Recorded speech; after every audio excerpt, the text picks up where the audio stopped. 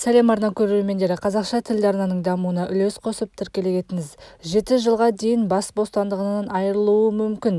Қызу талқыланған Рәмил Мұхаряповқа қатысты қылмыстық іс қозғалды. Бұл туралы журналист Күлтегін Аспанұлы мәлімдеді.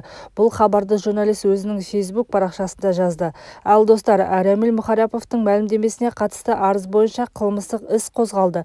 Алматы қаласының полиция департаменті экстремизмге қарсы іс-қимыл басқармасы 20 қазанда Қазақстан Республикасы бас прокуратурасы мен Алматы қаласының прокуратурасына қылмыстық іс ашқаны жайлы жауап беріпті. Алматы қаласының полиция департаменті экстремизмге қарсы іс-қимыл басқармасының бастығының міндетін атқарушы Әбілқұлов қол қойған хатқа сенсек, тергеу басқармасының Қазақстан Республикасының қылмыстық кодексінің 174 бабының әлеуметтік, ұлттық, рулық, нәсілдік, тектік, топтық немесе діни алауыздықты қоздыру бойынша бірінші бөлігімен сотқа дейінгі тергеп-тексеруді бастаған.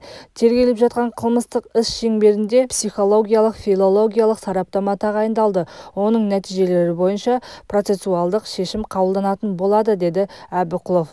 Бұл айыптың жазасы заңдық 3 нұсқада көзделген. 2-де 7 мың айлық есептік айыппұл немесе 2-де 7 жыл аралығында бас бостандығынан шектеу немесе айыру.